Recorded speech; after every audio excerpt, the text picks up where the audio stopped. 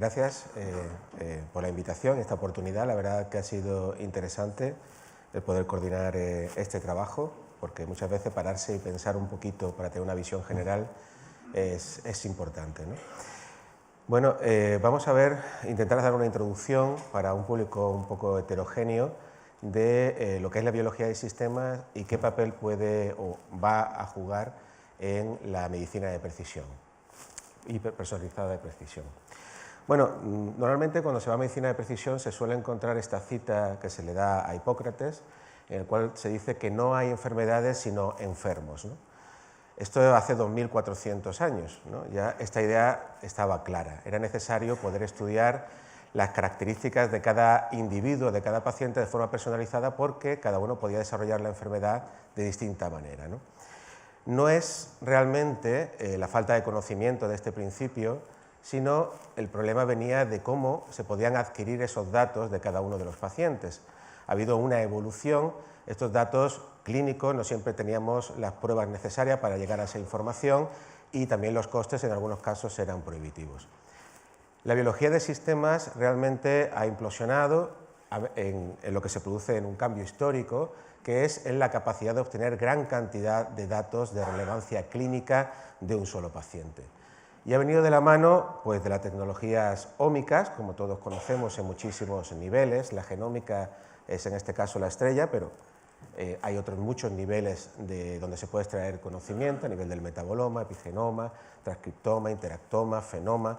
Hay muchísimos niveles. Normalmente cuando se hace una extracción masiva de estos datos y se analizan en el contexto del Big Data, que es el otro gran protagonista de esta explosión tecnológica, la posibilidad de tratar grandes cantidades de datos, pues ha llevado a que la medicina personalizada haya o esté caminando a una nueva dimensión donde realmente sí podemos obtener muchísima información de un solo individuo a muchísimos niveles y en principio con relevancia clínica.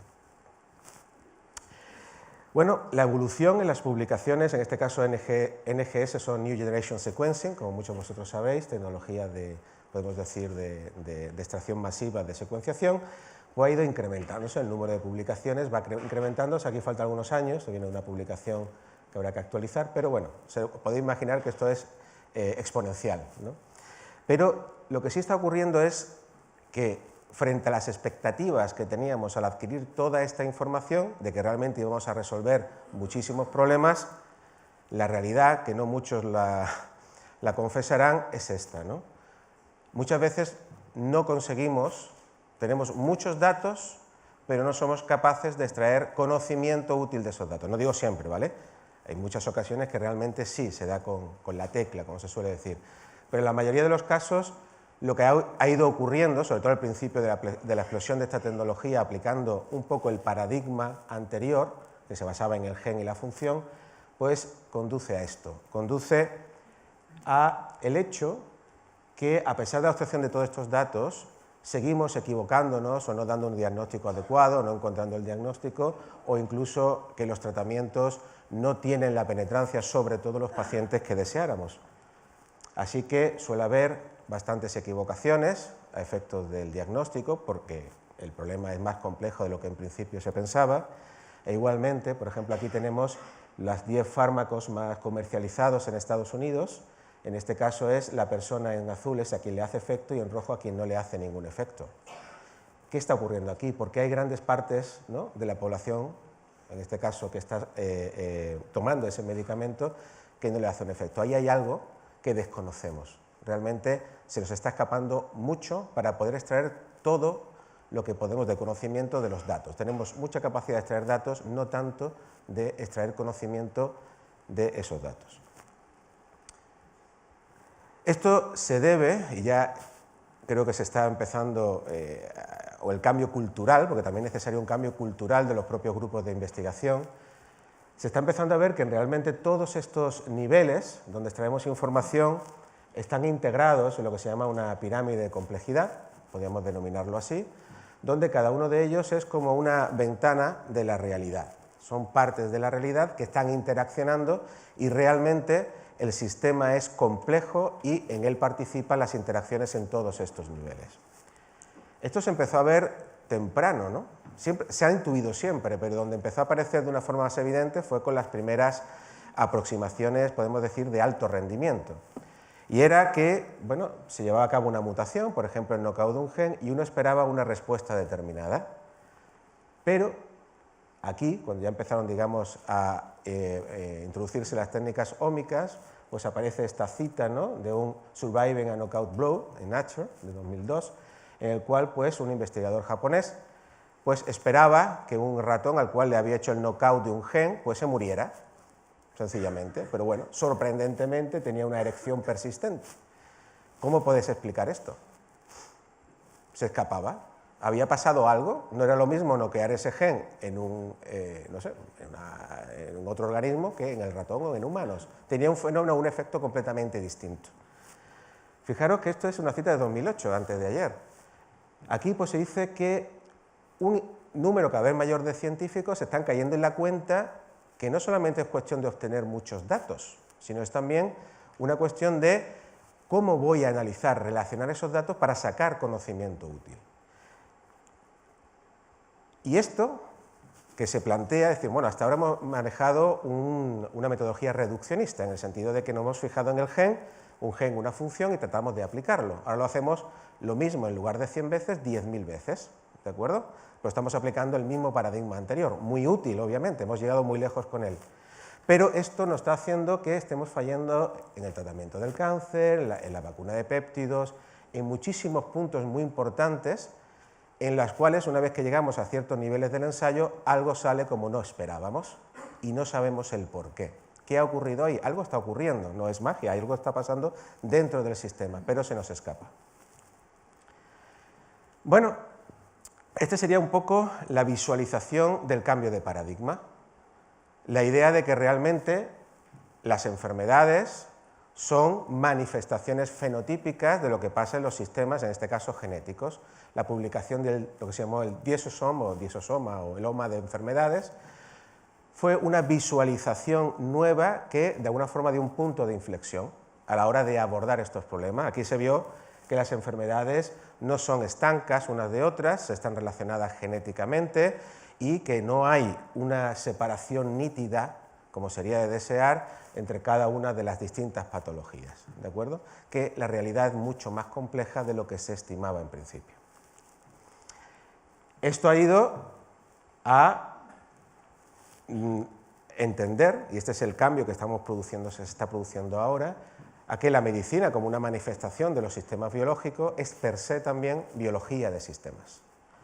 Y que es necesario integrar muchas fuentes diferentes de información para realmente poder construir modelos con los que sepamos o podamos tener una visión lo más holística posible de lo que pueda estar ocurriendo en el sistema y estudiarlo de una forma integrada. Y claro, aquí hay una dimensión. Por un lado, ¿por qué nos equivocamos tanto?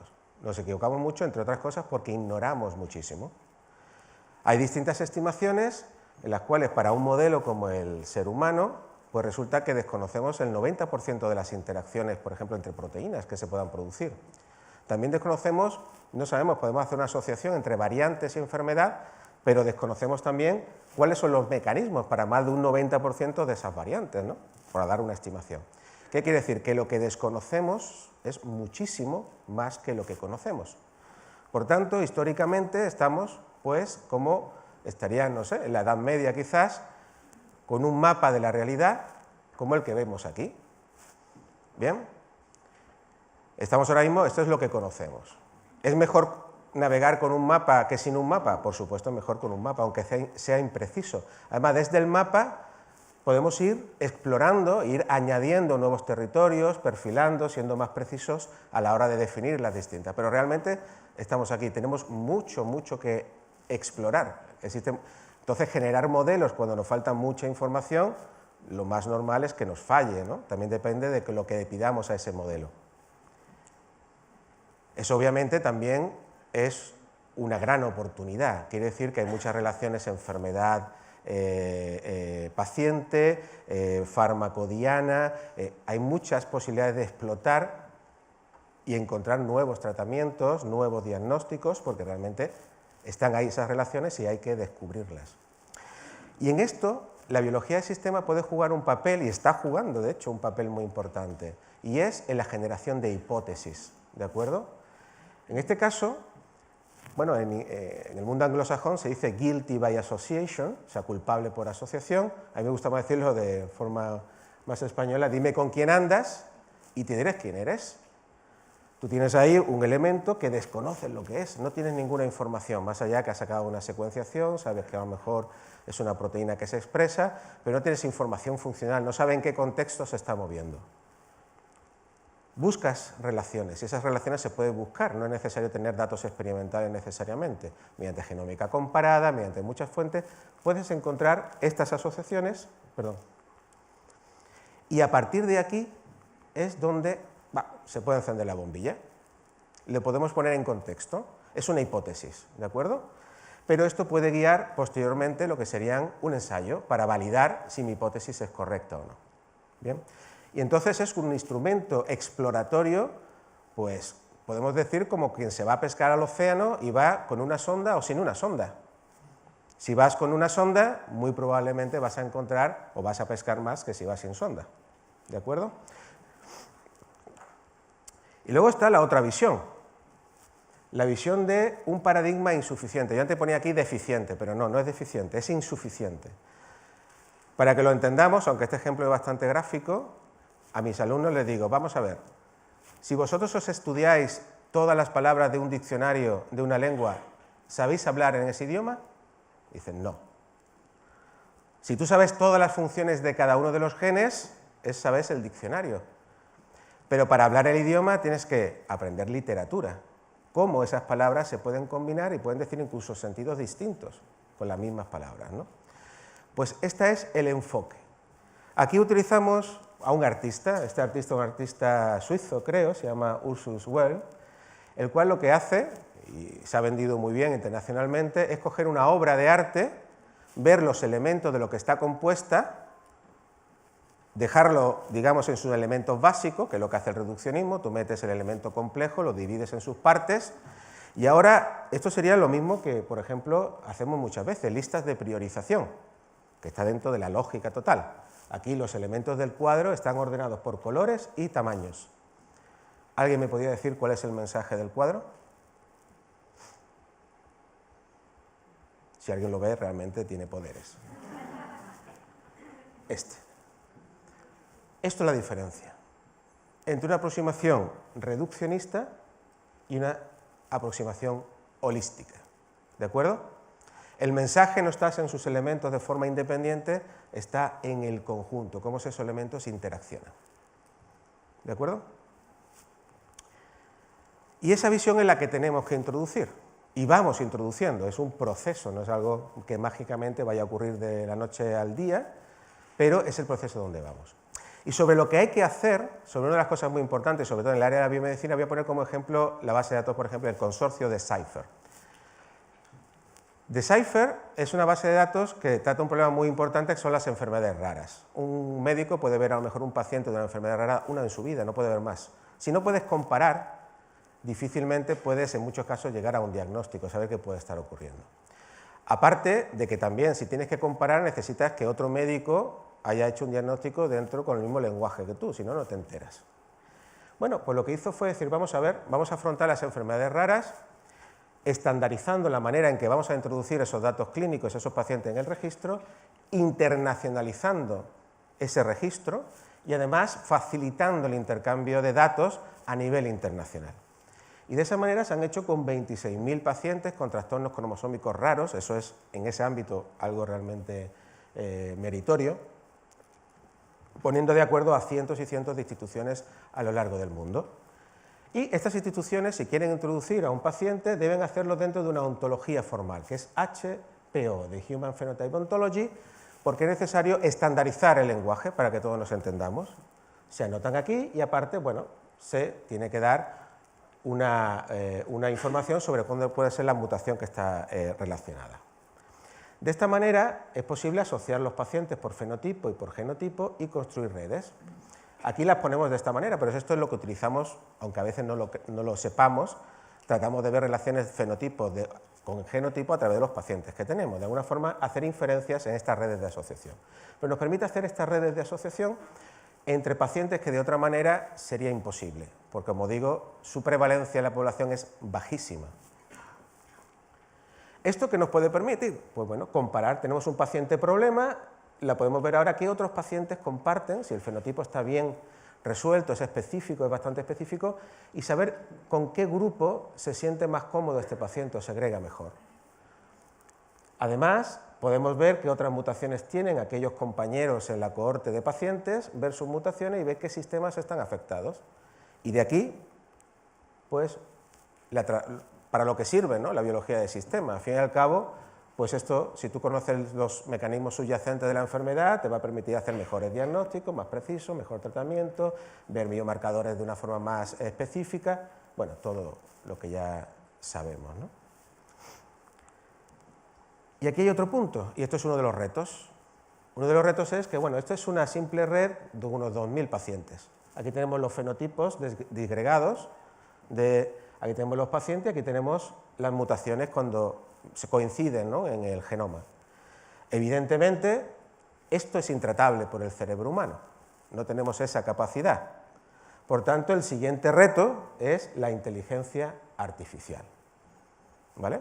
Esto parece como un robot, ¿no?, que nos va a dar el diagnóstico. Bueno, estos son algoritmos, sistemas que son capaces de hacer minería, de estudiar esos datos y esas asociaciones y darnos información que nos puede hacer útil de qué asociaciones son más significativas, nos pueden dar, pues, las claves sobre lo que estemos estudiando, ¿no? En este sentido hay muchos desarrollos, y aquí esto ya seguramente esta tabla habrá que incluir más herramientas. Herramientas que nos dicen, pues, un ranking de variantes, de genes que puedan estar afectando realmente a estas personas, también descubrimiento de qué enfermedad o gen que está relacionado con esa enfermedad, pero también empiezan a ayudar en el diagnóstico de enfermedades y también en las sugerencias de fenotipo, de buscar síntomas. Oye, mira, busca tal cosa, ¿no?, porque a lo mejor tu paciente la tiene, ¿bien?, porque te ha podido pasar que se te haya pasado o que no hayas hecho la prueba adecuada. Lo que sí, todos usan HPO, de ahí la importancia de homogenizar, de estandarizar la información que vamos introduciendo. Bueno, la biología molecular del sistema tiene una importancia transversal, es una metodología que se va a aplicar a todo.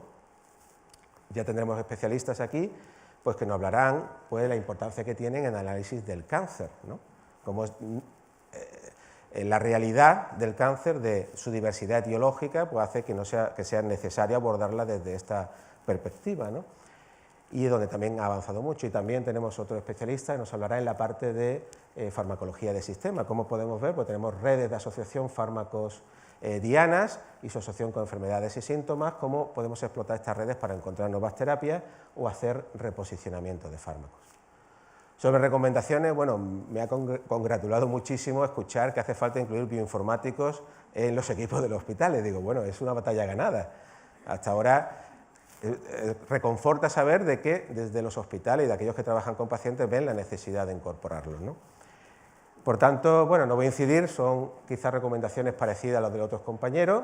Esto es fundamental, la homogeneización e intercambio de datos a nivel y promover, porque esto no cuesta dinero, o creo que cuesta poco dinero, es una cuestión de gestionar los recursos, de hacer ya los registros pensando en una internacionalización, en una homogeneización.